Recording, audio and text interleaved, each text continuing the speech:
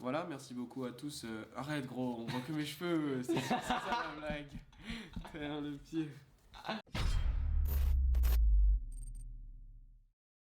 Salut tout le monde, du coup on se retrouve pour la deck profile de la troisième place que j'ai fait au WSQ Luxembourg. Donc il n'y avait pas énormément de personnes, il y avait une cinquantaine de personnes, mais c'est pas le problème c'est pas la performance, c'est juste que j'ai voulu tester un deck dans la méta et que j'ai trouvé intéressant. En plus j'ai pris du plaisir à jouer, ce qui est dur dans le format. Donc je voulais vous le présenter tout simplement pour que vous aussi vous puissiez avoir du fun dans ce format si compliqué. Voilà, je vais passer directement à la liste. Du coup, en magicien, on jouait un ratio très très petit, avec plusieurs noms différents. Même Harmonizing était joué que x1 dans cette liste-là. Parce qu'en fait, l'idée, c'est de les avoir que via Pendulum Call et d'avoir une sorte de toolbox. Genre, c'est un peu l'engine du deck. Donc Time Gazer, c'est surtout pour chronographe, mais il a un effet sympa aussi lorsqu'il est en monstre. Poison, c'est surtout pour de l'utilité, mais en soi, il est enlevable, c'est surtout pour avoir un nom en plus, parce que sinon, c'est un peu compliqué de jouer que 5 magiciens. Armo, c'est pour son effet qui est incroyable aussi quand tu la pendules. Waf, c'est pour du grind game, et aussi pour quelques moves où tu dois normal Armo et ensuite la reprendre, ou l'envoyer avec Electromite et ensuite la reprendre. Pete, c'est la scale haute des magiciens, que je tutoie à chaque fois du coup. Et elle est meilleure que Black Fang parce qu'elle peut détruire un monstre même si elle est pas dark et pas niveau 4. Du coup, tu peux pas la normale, tu peux pas la bannir sur allure. Mais son skill de péter une MP, il est juste trop fort, genre. Ensuite, t'as Caller. Caller, c'est un ajout et il sert à faire devenir dragon un monstre. Et ça t'aide pour toutes tes loops où t'as pas accès à Darkworm ou alors tu veux envoyer autre chose avec Electromite ou. C'est juste ça aide, genre. Voilà. Ensuite, les endymions et ce que j'invoque sur les endymions. Donc je jouais 3 servantes, 2 jackals, 1 mastermind, all might de la mort. 2 jackals, c'est juste pour pas avoir la situation où on en a un en main et en fait bah, on peut plus l'invoquer du deck et du coup bah, on prend la trap. D'autant plus que l'avoir en main c'est une pendule, du coup c'est jamais une vraie mauvaise carte genre. Au pire tu la détruis avec Electromite ou tu la pendule summon, c'est vraiment pas horrible. Du coup c'est pas vraiment une brique. Puis ça fait une carte à decide aussi. Ensuite, l'engine Darkworm. Voilà. J'en joue 3 parce que je pense que t'as besoin d'en jouer le plus possible dans le deck, tout simplement. Les extra plays pour avoir accès à Electromix. 3 chronographes de Curtain. Et ensuite, les 3 derniers monstres, Marée, Destrudo, Slot. Slot, c'est pour avoir Wincon contre plusieurs decks qui sont durs à avoir avec ton combo. Destrudo, c'est pour la combo, tout simplement, c'est vraiment une carte trop forte. Et Marée, c'est pour la combo avec Yazi, qui est vraiment très forte aussi. Ensuite, en magie. Je jouais 3 alliances de Pendulum Call. Ça fait 5, c'est un assez bon ratio, pas besoin d'en jouer trop non plus, 5 c'est bien.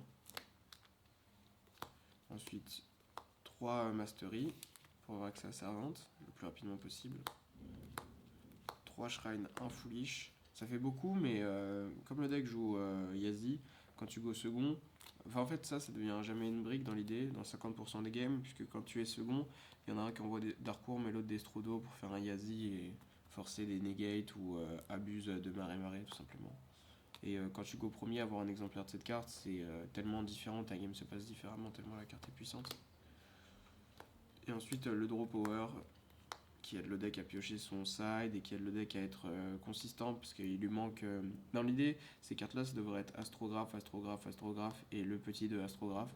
Malheureusement, la banlist en a décidé autrement. Mais du coup, il faut des cartes qui soient des extra plays, mais il n'y a aucun extra play intéressant dans Pendule, genre vraiment fort. Et du coup, Allure devient très intéressante parce qu'en fait, elle te fait piocher tes extra plays intéressants. Upstart pareil, et c'est des magies pour Servante. Ça pioche ton side deck.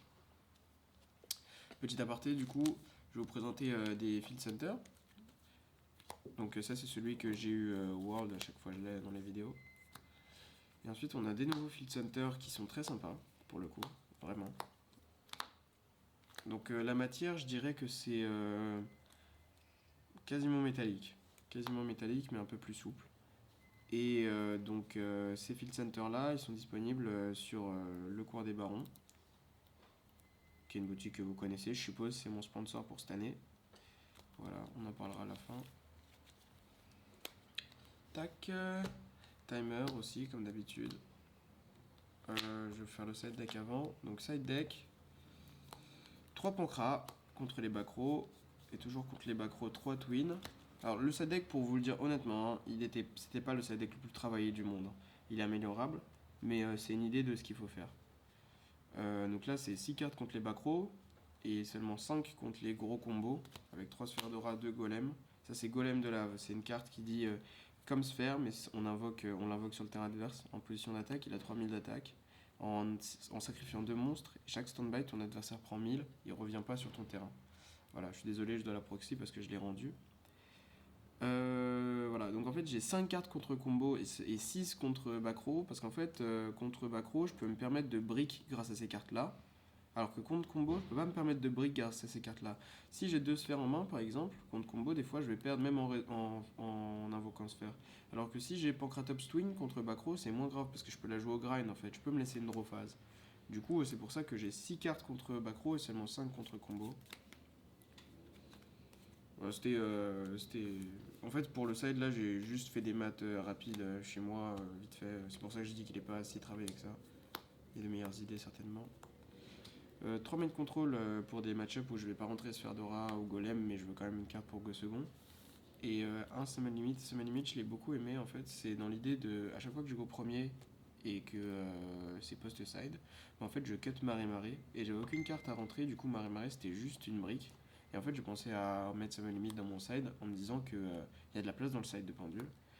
Et ça me fait une carte qui est très utile parce que je la rentre énormément du coup, dès que je go premier post-side. Et en fait, au lieu de piocher Marée en brique, bah, je pioche Summon Limit en brique, ce qui est quand même une meilleure brique. On va mentir. Voilà. Magnifique tapis que Colin m'a prêté pour l'event. Donc bah, c'était cool. Franchement, le tapis il est vraiment bien. Il a des dimensions intéressantes, genre t'as de la place ici et t'as les zones extra. Et les zones elles sont pas. Moi j'aime pas quand les zones elles sont genre très très marquées. Mais là par exemple elles vont derrière le dessin et tout. Genre c'est sympa pour le coup. Ensuite l'extra. Vortex. Je vais commencer par les cartes qui servent à mettre des negates. Vortex, Dweller et Hiératique. Et du coup sur le board en règle générale il y a Jackal aussi. Donc c'est soit ça et Jackal, soit ça et Jackal, ça dépend de ta main. Dweller c'est surtout une carte situationnelle, genre ça dépend contre quel deck tu joues et tout, mais c'est une très très bonne carte aussi, et je pense que ces genres de boards là sont pas cassables si tu fais tes negates correctement. Même par un deck qui est fait pour go second, c'est très compliqué. Donc voilà. Ensuite, Yazi pour quand tu go deuxième. C'est une super bonne carte contre Sky, contre Salah, contre tous les decks. C'est vraiment fort pour le coup. La carte est excellente. En fait, pour ceux qui la connaissent pas, parce que j'avoue, elle est pas une carte super connue non plus. En fait, il faut target un monstre Yangzing que tu contrôles, ou une carte, peu importe. De toute façon, on target toujours lui, et et une carte de l'adversaire. Et les deux se détruisent. Et ensuite, lorsqu'il est détruit par un effet de Yangzing, donc même par lui-même, et ben tu peux invoquer spécialement un Wyrm de ton deck. Et du coup, tu invoques Marée. Et Marée, il fait 3 tokens en fait. Voilà. Et du coup, après, ça te permet de partir sur des Boral Sword et tout, en passant par des Phoenix. C'est très très fort. Il est intargetable aussi. Du coup, il peut pas faire Encre ou Infinite dessus. Ensuite, Electromite évidemment. Les Guard Dragons qui servent à mettre Hiératique, Vortex, Dragster. Si tu fais juste la loupe Guard Dragon, tu finis sur Hiératique, Vortex, Dragster.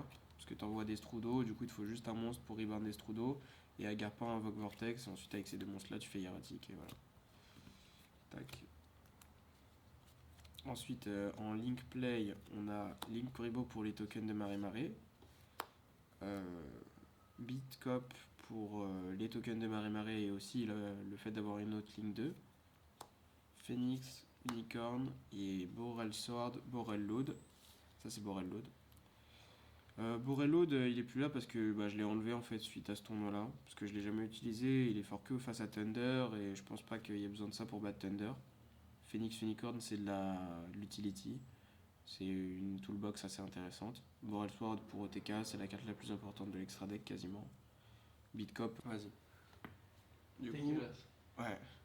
Voilà, c'est tout pour cette deck profile. Merci beaucoup d'avoir suivi toutes les dernières vidéos qui ont été mises en ligne, surtout celles par rapport à la VO où on s'expliquait sur plusieurs projets, etc. On vous a demandé de beaucoup mettre votre avis dans les commentaires et de nous proposer des choses et vous l'avez fait, du coup c'est génial. Merci beaucoup. Merci à mon sponsor pour l'année, Le Coin des Barons. Allez regarder le site qui ouvre le 1er octobre et la boutique en ligne, le Facebook.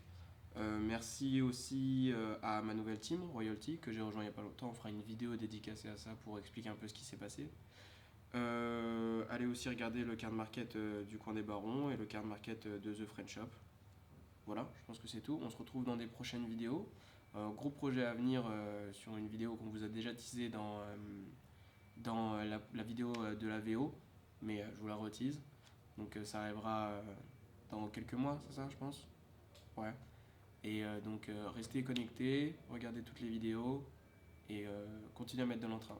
Merci beaucoup.